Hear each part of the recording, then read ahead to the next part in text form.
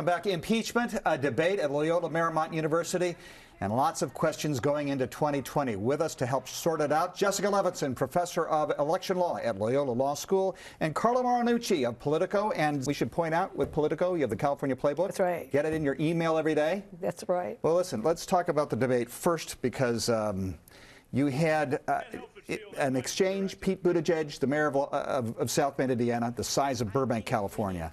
He's not polling well nationally, according to NBC and the Wall Street Journal, but he's doing well in Iowa and New Hampshire, and that made him the target on Thursday night. Carla? You know, I think what we saw, it was a battle for the moderate lane of the Democratic Party, in the sense of Klobuchar going after that Pete Buttigieg constituency, and Biden on the other side.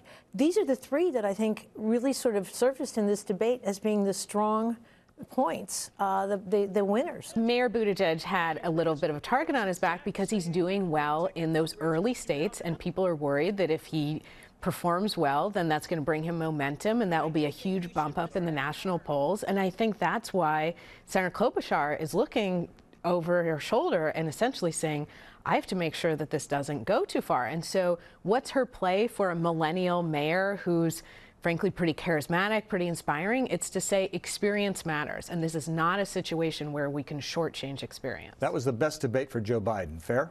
Yes. I mean, he came off as experienced, as a guy who has a huge resume when it comes to foreign policy issues.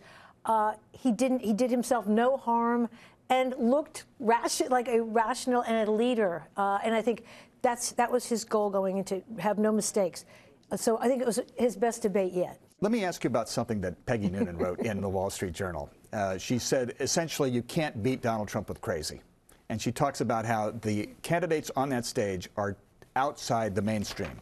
Quote, they want to raise taxes, banning private health insurance, the Green New Deal, free college, complete student loan forgiveness, free health insurance for illegal aliens, functionally open borders. They would ban fossil fuels and fracking. At least one candidate, Ms. Beto O'Rourke, says America's religious institutions should lose their tax-exempt status if they oppose same-sex marriage. They're extreme on abortion, no limits ever, and in their support of identity politics, which sees not a country but 1,000 warring tribes endlessly rewarded for being at each other's throats. She makes the argument, you're not going to win the Midwest with some of what we heard on the debate stage on Thursday. I think that's what we heard from Amy Klobuchar. The Democratic candidate has got to appeal to those folks in the Rust Belt. But we've also seen Elizabeth Warren, for instance, dial back a little bit on her health care. I think these candidates are getting to realize that they have got to come more to the middle, which is why you're seeing more energy in that Pete Buttigieg lane. He does have the big mo when it comes to Iowa, and it looks like New Hampshire is getting some traction as well.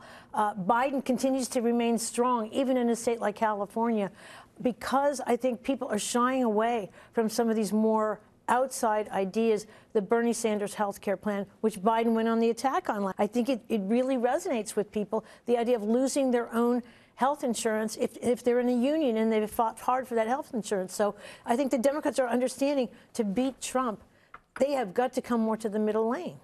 How has Nancy Pelosi played impeachment?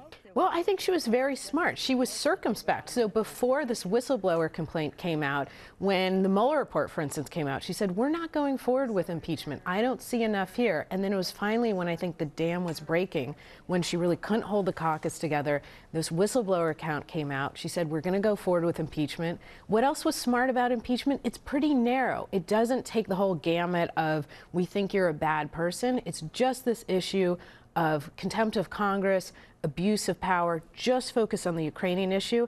And she's trying to use kind of the only political pressure point she has, which is to say, you'll get your articles of impeachment when we figure out if there's fair rules in the Senate. Right. She's also back then said, let's not go through impeachment because we need bipartisan support. We need overwhelming popular support. She didn't get either of that. And the best argument the Republicans had was, let the people vote. I think we're in a whole new territory here, Conan. I think this is what we're going to see in the next couple of weeks.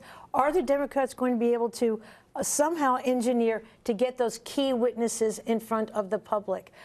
Trump has said he wants to be himself there and speaking his case to the people. And I think whether or not that happens, look, this is going to be coming at a time when the president is going to be giving a State of the Union address at the time that this impeachment trial is going to go on. I think a lot may happen that will change public opinion, or it has the potential to. And I think Pelosi is well aware of that.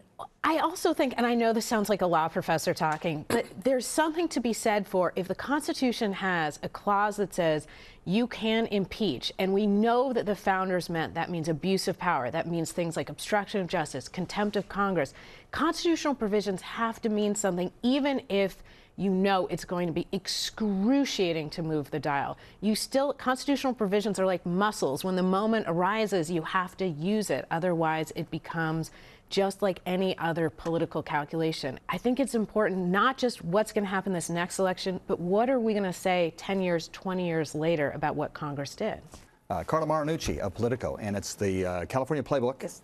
And Jessica Levinson, Loyola, thank you very much for joining us. I appreciate it very much.